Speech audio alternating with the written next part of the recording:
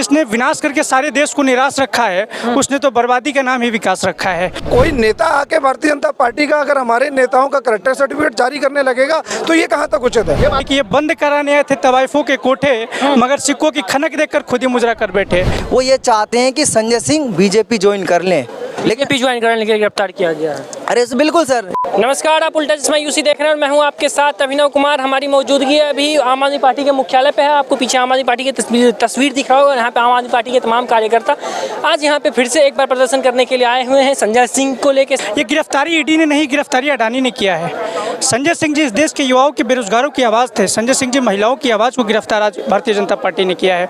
हमें इस देश के संविधान पर और कोर्ट पर पूरा भरोसा है, लेकिन जिस तरह से भारतीय जनता पार्टी अपने तुगलकी फरमानों से पूरे देश के अंदर जेलों में लोगों को डाल रहे हैं 75 के जेपी आंदोलन के तरह, उसी तरह आज पूरे देश में ये लोग फिर से विपक्ष के नेताओं को जेल में डालना शुरू किया है। हम इनसे यही कहना चाहते हैं कि जो हर्ष इंदिरा जी का 1975 में हुआ था, वही हर्ष आज तुम्हारा भी होगा। एक शायर ने बहुत अच्छा लिखा है कि जिसने विनाश करके सारे देश को निराश रखा है, उसने तो बर्बादी का नाम ही विकास रखा है। 9 वर्षों में विकास का जन्म नहीं हुआ।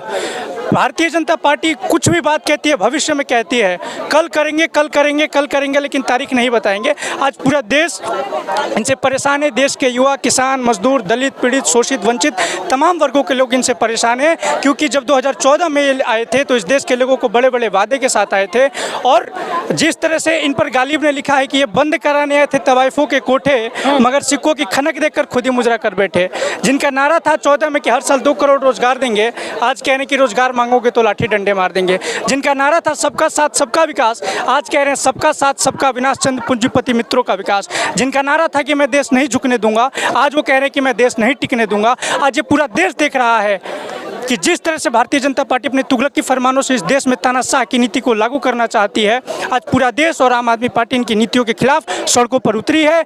और जिस तरह का आंदोलन आम आदमी पार्टी ने भविष्य में और इतिहास में किया है, ये वर्तमान इस बात को गवाही देगा कि संजय सिंह जी का जेल इनकी तानाशाही को खात्मा की तरफ लेकर के जाएगा। आप लोग पे एक आरोप लगाया अनुराग ठाकुर के द्वारा, आप लोग जिसको कहते हैं कट्टर ईमानदार, वही भ्रष्टाचारी निकल जाता। अरविंद केजरीवाल ने मनीष सिसोदिया को कहा कट्टर ईमानदार, उनके खिलाफ कार्रवाई होगी। संजय सिंह को कह रहे थे संजय सिंह के लिए, इसको किस तरीके से देखिए, भाजपा एक वो वॉशिंग पाउडर है कि जितने भ्रष्टाचारी आते हैं वो भाजपा में आते ही शिष्टाचारी हो जाते हैं। मुकुल राय पर वाटर कैनन का जो घोटाला 2014 में हुआ था, भाजपा में राष्ट्रीय उपाध्यक्ष से सुशोभित किया गया, वो ईमानदार हो गए।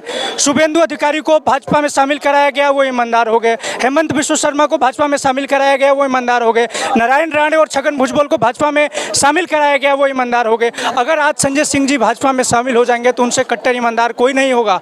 संजय सिंह जी ने कभी भी अपने नियति के साथ मजाक नहीं किया और इसीलिए वो जेलों के अंदर है। आज भारतीय जनता पार्टी की एक ही नीति है, एक ही रीति है कि पहले पार्टी को तोड़ो, अगर पार्टी नहीं टूटती है तो विधायकों को तोड़ो, अगर विधायक नहीं टूटता है तो उस व्यक्ति को तोड़ो, उनके नेताओं को तोड़ो। और इसी के तहत आज ईडी ने छापे मारे और संजय सिंह जी को गैर कानूनी तरीके से गिरफ्तार किया है। भारतीय जनता पार्टी भ्रष्टाचारियों की फौज खड़ी है पूरे देश के अंदर। ये आम आदमी पार्टी की ईमानदारी पर प्रश्न नहीं खड़ा कर सकते। जैसे संजय सिंह जी हैं, आम आदमी पार्टी के शेर कहे जाते हैं, यूपी के सुल्तानपुर के रहने वाले।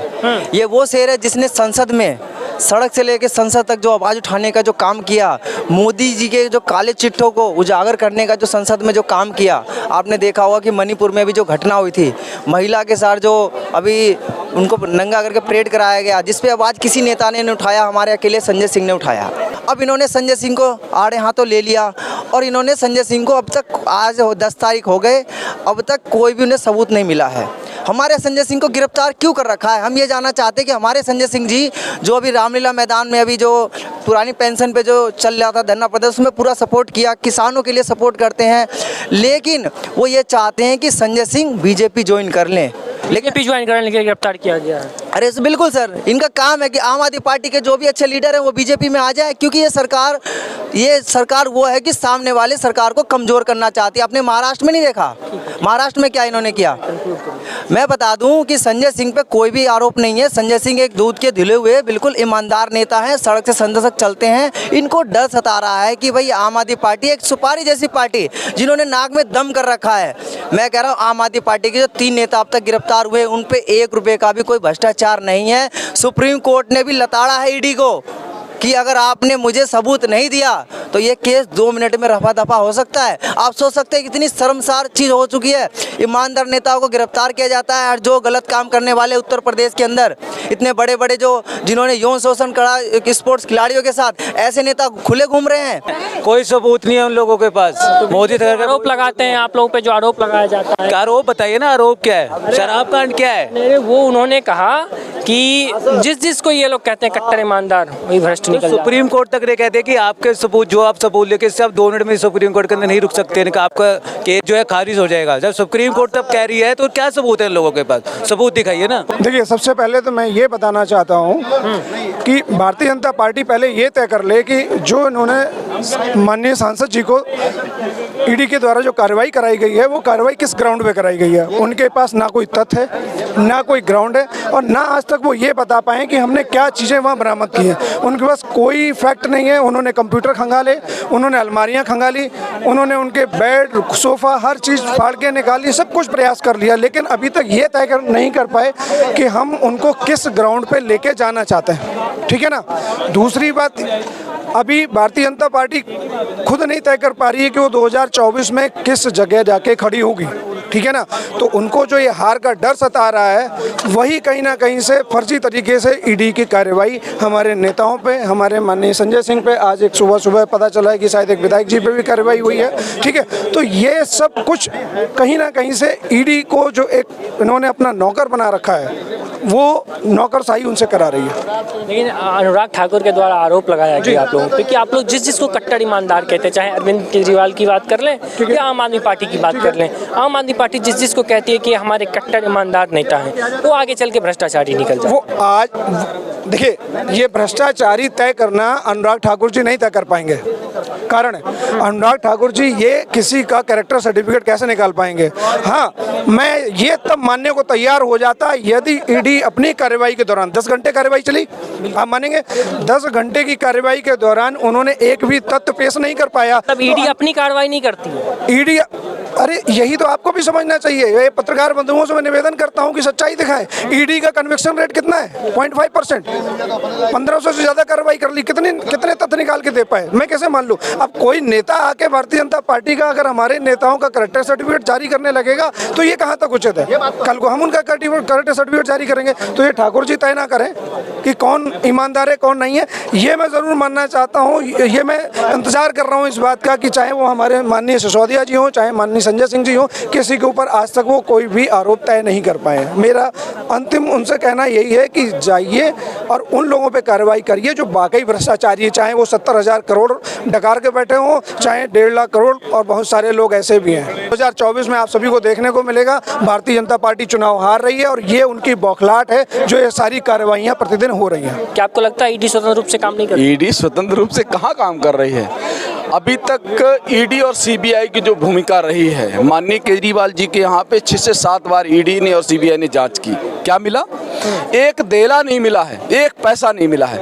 मनीष सिसोदिया जी के केस में सुप्रीम कोर्ट ने खुद कहा है कि आपका केस 2 मिनट नहीं रुकेगा, आप साक्ष्य लाइए। इनके पास कोई साक्ष्य नहीं है।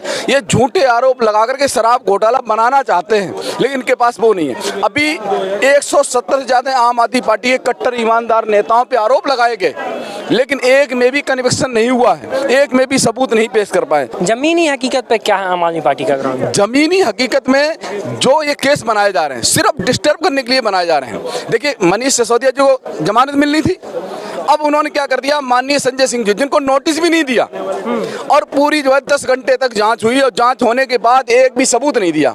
आप अगर जांच करते हैं तो आप बताएंगे ना कि हमें ये पेपर मिला, हमें ये रुपए मिले, हमें ये मशीन मिली। जिन लोगों को लाखों करोड़ों रुपए मिले, जो कहते थे चक्की पीसिंग, उनको भाजपा ने मंत्री बना दिया। किसको बना दिया? अजीत पवार जी को। ये इन्हीं के कहते थे ना। मोदी जी एक रात पहले एक शाम को बोलते हैं कि वो बहुत बड़ा भ्रष्टाचारी है, वो लैंड माफिया है, घोटालेबाज है, और बाद में उसको पुरस्कार दे देते हैं। आप व्यापम घोटाले का आरोपी ले लीजिए, हेमंत बिश्व शर्मा जी को लीजिए, जिनके खिलाफ भाजपा ने बुकलेट निकाली थी वाटर घोटाले की। हमने तो नहीं निकाली थी, भाजपा निकाली थी। बाद में उनके मुख्यमंत्री बन जाते हैं। आज जाकर के आप बताइए, अडानी का सबके सामने उजागर हुआ है कि उन्होंने घोटाला किया, उन्होंने फर्जी कंपनियां बनाई, और फर्जी कंपनियां बनाने के बाद लेकिन सरकार तो इस बात को अडानी वाले मामले में तो मानने के तैयार नहीं है। सरकार तो अडानी की सहयोगी है ना। सब कहते हैं मोदी अडानी भाई भाई, देश बेच के खाई मलाई कंपनी। संजय सिंह जी कहते थे। नहीं, ये तो जनता कह रही है। आज आप जनता से बात करके देखिए, वो तो यही कह रही है। माननीय संजय सिंह जी ने मणिपुर का मुद्दा उठाया, अडानी का मुद्दा उठाया, कोल का मुद्दा उठाया। मुद्दे को दबाने का ये प्रयास किया जा रहा है। जो सरकार के खिलाफ बोलेगा उसको जेल में डाल दिया जाएगा, जो पत्रकार दिखाएगा उसके खिलाफ इंक्वायरी कर दी जाएगी। आपके खिलाफ भी इंक्वायरी हो सकती है, हमारे खिलाफ भी हो सकती है। एक चीज हमको बताइए, 9 साल मोदी जी का कार्यकाल रहा, इसमें तो कोई दुराई नहीं है ना। बिल्कुल। 9 साल में आपको मोदी जी का कौन सा काम बढ़िया? नहीं, मुझे बढ़िया लगा। क्या लगा बताएं आपको? हाँ। इन्होंने 100 लाख करोड़ रुपए कर्जा लिया विदेशों से। हाँ। और खा गए मोदी जी। अरे आप समझ नहीं रहे, एक सिंगल एक मोबाइल नंबर के ऊपर 7 लाख लोगों के जो आयुष्मान कार्ड है वो रजिस्टर्ड हैं। 10 लाख लोगों के सिर्फ 3 मोबाइल नंबर हैं। ये भ्रष्टाचार नहीं है क्या? भ्रष्टाचार के बारे में सवाल करना और उसके बारे में जवाब देना हमारी जिम्मेदारी नहीं है? माननीय संजय सिंह जी को जब लग रहा है उनको हार रहे हैं 2024 में, ये 5 राज्यों के चुनाव बीजेपी हार रही है, इसलिए मुद्दे को दबाया जा रहा है। जो सरकार के खिलाफ बोलता है उसको जेल में डाल दिया जाता है। हम भगत सिंह के बच्चे हैं, जेल जाना पसंद करेंगे, तुम्हारी गुलामी करना पसंद नहीं करेंगे।